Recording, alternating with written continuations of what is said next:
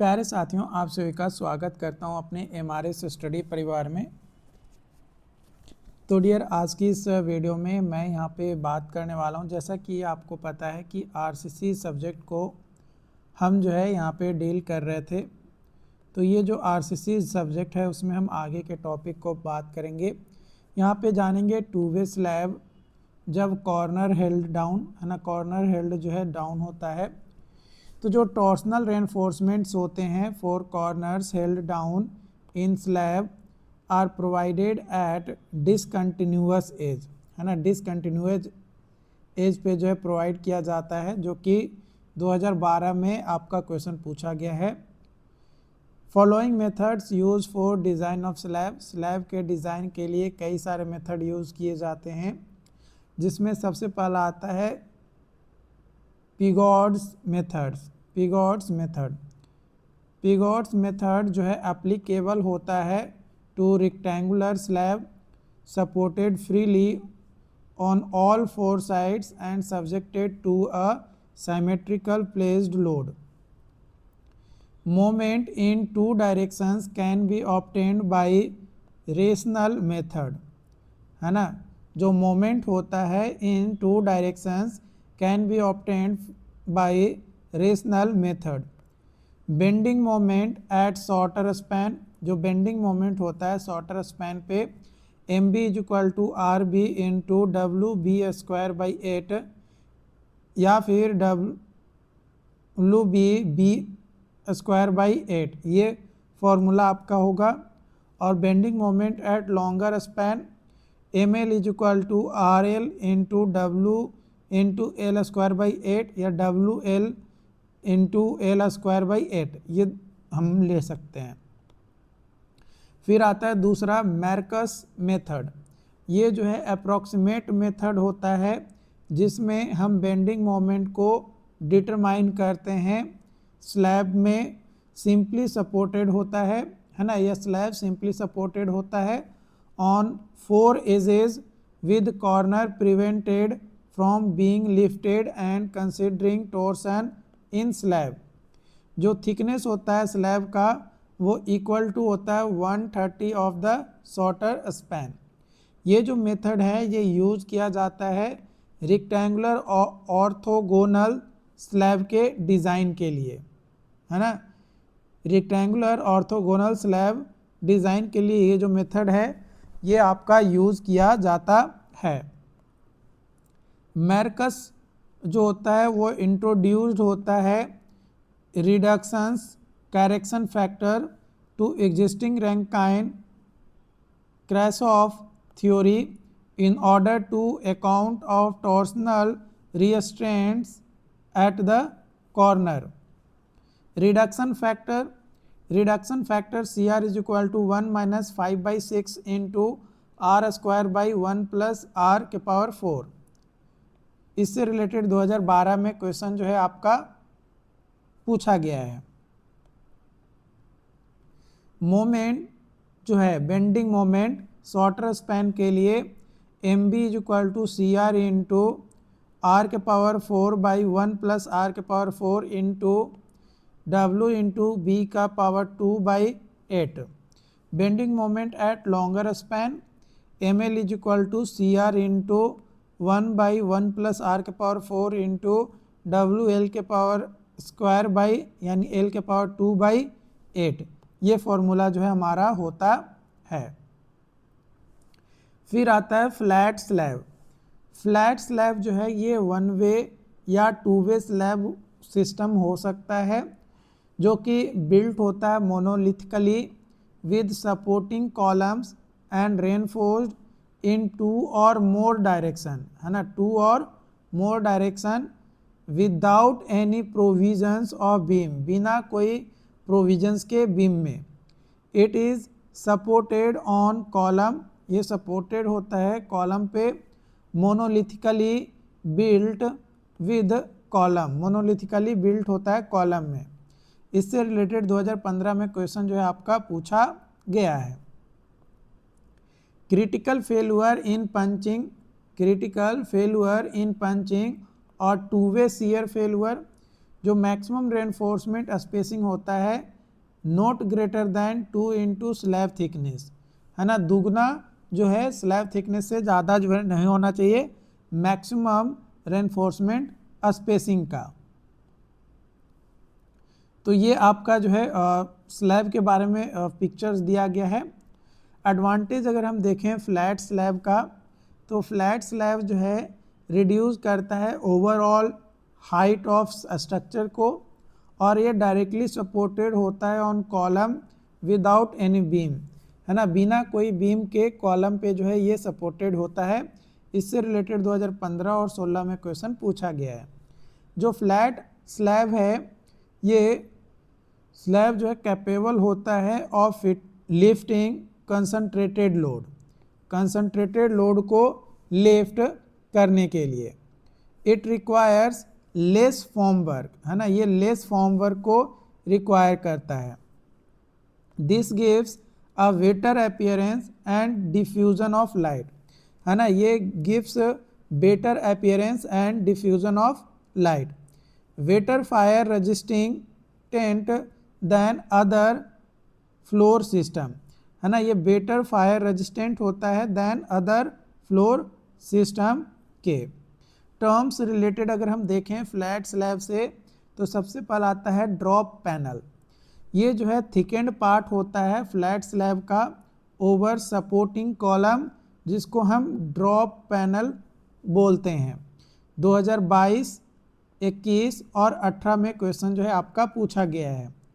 Drop panel जो है ये इंक्रीजेज होता है shear strength, negative moment capacity and stiffness of slab को। It also reduce the deflection, है ना, ये डिफ्लेक्शन को रिड्यूस करता है। जो मिनिमम थिकनेस होता है फ्लैट स्लैब का वो 125 mm होता है। इससे रिलेटेड 2022 और 21 में क्वेश्चन पूछा गया है। जो मिनिमम थिकनेस होता है फ्लैट स्लैब का वो हमारा होता है without drops not greater then या लेस देन L/36 और with drops not less then L/32, L/32 से कम नहीं होना चाहिए और विदाउट ड्रॉप L/36 से कम नहीं होना चाहिए। इससे रिलेटेड 2017 और 16 में क्वेश्चन पूछा गया है। With width of middle strip, width of middle strip where drop is used, width of panel minus width of drop, ये आपका width of middle strip आएगा। कैपिटल या कॉलम हेड क्या होता है, कैपिटल या कॉलम हेड क्या होता है, तो in slab columns are provided with an extended head. In slabs column are provided with an extended head known as capital और कॉलम हेड, है ना, उसको कैपिटल और कॉलम हेड जो है आपका कहा जाता है। कॉलम हेड जो है यूज़ किया जाता है ताकि जो रिजिडिटी है स्लैब का कॉलम कनेक्शंस का उसको इंक्रीज कर सके। जो डायमीटर्स होता है आपका कॉलम हेड का वो इक्वल होता है आपका 0.25 L इफेक्टिव के ऑन ईच साइड, जो कि 2022 और 17 में इससे रिलेटेड क्वेश्चन पूछा गया है। जो कॉलम हेड है ये रिड्यूस करता है पंचिंग शियर को, कॉलम हेड जो है ये रिड्यूस करता है पंचिंग शियर को। Ribbed slab, ribbed slab, ribbed slab जो है प्रोवाइड करता है lighter stiffer slab than equivalent flat slab को। Reducing the extent of foundation, ribbed slab is a type of reinforced concrete slab in which some of the volume of concrete in the tension zone removed and replaced with hollow blocks or left as void.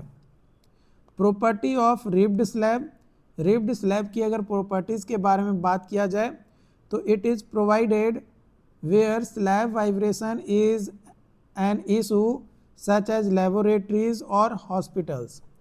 It is also provided for plain ceiling, thermal or acoustic insulation purpose. जो maximum dia होता है बार का वो हमारा 22 mm होता है और maximum से स्पेसिंग जो होता है आपका वो होता है not greater than 1.5 metre. 1.5 metre से ज़्यादा स्पेसिंग जो है नहीं होना चाहिए। जो टॉप थिकनेस होता है रिब्ड स्लैब का वो हमारा 50 से 80 mm होता है। कितना? 50 से 80 mm। इससे रिलेटेड 2018 में जो है आपका क्वेश्चन पूछा गया है। जो ओवरऑल डेप्थ होता है एनी टू रिब्ड स्लैब के does not exceed 4 times the width of slab. जो एग्रीगेट साइज होता है वो यूज किया जाता है in ribbed slab should not greater than 10 mm। 10 mm से ज़्यादा जो है लेस नहीं होना चाहिए। Provides thermal insulation. Thermal insulation को प्रोवाइड करता है। साउंड प्रूफ और एकॉस्टिक स्ट्रक्चर्स जो है आपका होता है। Two way slab ribbed, two way slab ribbed है ना, टू वे रिब्ड स्लैब या टू वे स्लैब रिब्ड बोलें उसको हम वेफेल स्लैब के नाम से भी जानते हैं। किस नाम से? वेफेल स्लैब के नाम से भी जो है हम उसको जानते हैं। जो रेशियो होता है width to effective depth of beam उसको लिया जाता है kept between 0.5 to 0.67, 0.5 to 0.67। Circular slab, circular slab, जो सर्कुलर स्लैब होता है ये मोस्टली यूज़ किया जाता है in water tanks, swimming pools, manholes covers. ये आपके जो है सर्कुलर स्लैब होते हैं, इन सभी में यूज़ किए जाते हैं। When circular slab not fixed at edge, जब सर्कुलर स्लैब जो है नॉट फिक्स्ड एट एज तो वो हमारा होता है radial moment mr is equal to 3w/16 into capital R का स्क्वायर माइनस स्मॉल आर का square. At mid span r is equal to 0, so R mr max is equal to 3w/r का square by 16। इससे related 22, 20 और 18 में question पूछा गया है। At support r is equal to capital R, so mr minimum जो है 0 हो जाएगा। Circumferential moment at centre m theta is equal to 3w/r का स्क्वायर बाई 16, ये फॉर्मूला होता है। At support m theta is equal to plus 2w/r के power 2/16। Radial shear force at centre v is equal to w/r/2, at support v is equal to v max. When circular slab is fixed, जब circular slab जो है fixed होता है at edge, maximum radial and circumferential moment at centre mr और m theta is equal to w/r का square by 16। At maximum negative moment at support mr और m theta is equal to 2w/r का square by 16। when circular slab subjected to external loading deflects in the form of paraboloid, maximum negative radial moment at edge। तो ये आपका जो है यहाँ पे figure दिया गया है एज पे। तो जो श्रिंकेज होता है हमारा deflection, shrinkage deflection in case of rectangular beam, slab जो है एलिमिनेट किया जाता है by putting compressive steel is equal to tensile steel. जो मोमेंट कैपेसिटी होता है डिफरेंट टाइप्स ऑफ स्लैब के लिए, तो टाइप्स ऑफ स्लैब और मोमेंट कैपेसिटी, तो इक्विवेलेंट ट्रायंगुलर स्लैब के लिए WL²/72, simply supported square slab के लिए WL²/24 और square slab fixed at all ages WL²/48, ये आपका होता है। अब हम बात करेंगे टाइप्स टी बीम और फ्लेंज्ड बीम के बारे में, है ना, टी बीम और फ्लेंज्ड बीम के बारे में। तो देखो अगर हम टी बीम के बारे में बात करें तो टी बीम जो है एक पोर्शन होता है स्लैब का जिसमें integral act which acts integral with beam to resist load, उसको बोला जाता है flange. While portion below flange, उसको बोला जाता है बेव और रिब ऑफ द बीम। जो एडवांटेज होता है टी बीम का, है ना, जो एडवांटेज होता है टी बीम का, since beam is cast monolithically with slab, flange also takes up the compressive stresses which means it will resist the sagging moment acting on beam. Due to uses of T-beams in case of roofing, 40% concrete and 50% steel are saved. 40% concrete और 50% steel जो है save होता है due to use of T beam, roof में T beam use करने से।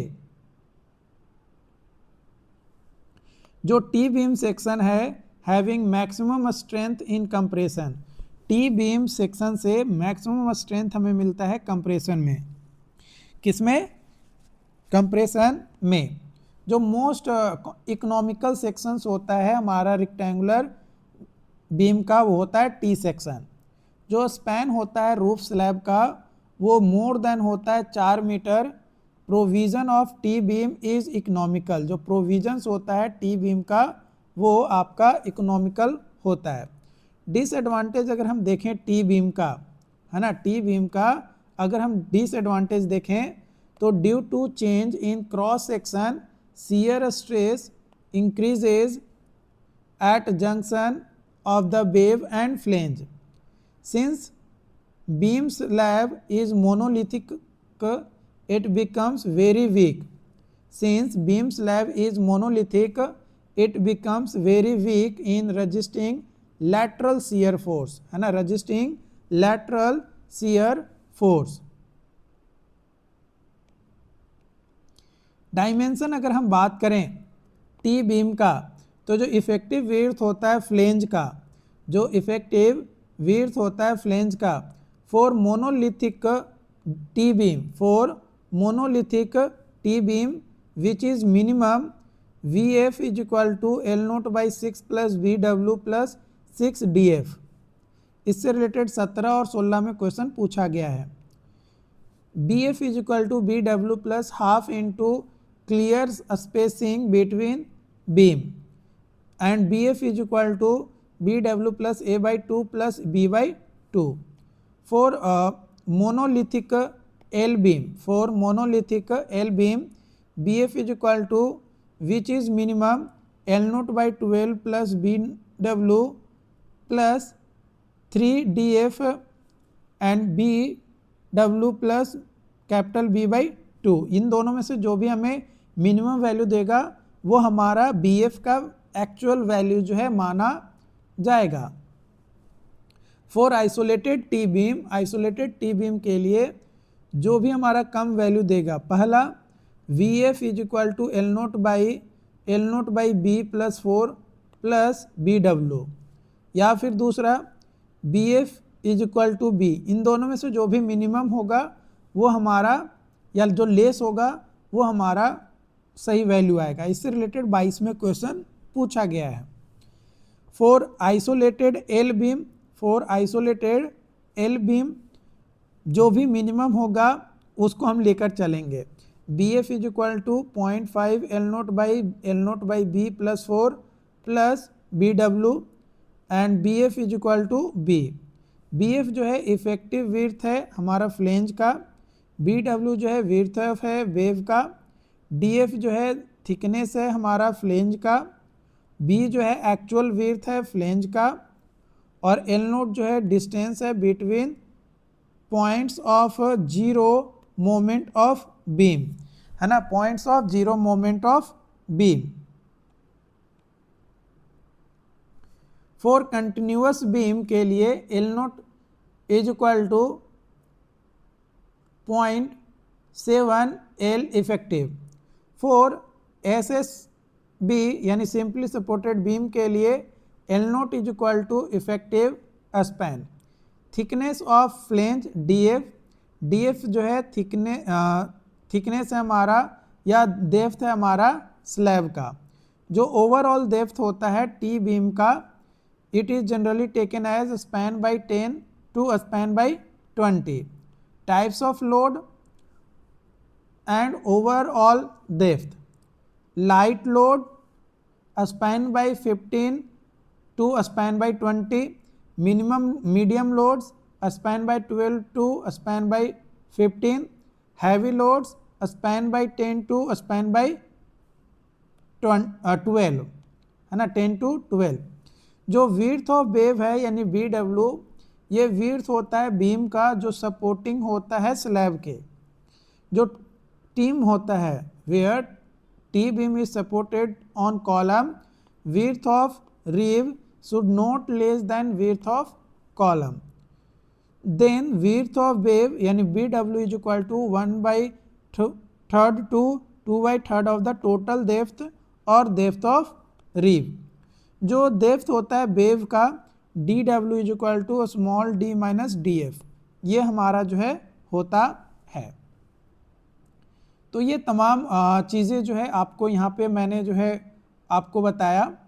बाकी इसको लेकर जो भी और अपडेट्स होंगे वो आप लोगों के साथ शेयर किया जाएगा। देखो कई सारे पॉइंट्स आपको मैं बताऊंगा, क्लासेस करवाऊंगा, बशर्ते कि आपको 1 बाय 1 क्लासेस जो है करने हैं, तभी चीज़ें जो है आपको प्रॉपर तरीके से समझ में आ पाएगा।